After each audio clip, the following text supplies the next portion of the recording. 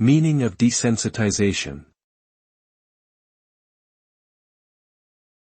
Desensitization. Desensitization. Desensitization. Desensitization. Desensitization refers to the process of reducing sensitivity or responsiveness to a particular stimulus over time. This can occur through repeated exposure to the stimulus, leading to a decreased emotional response or behavioral reaction.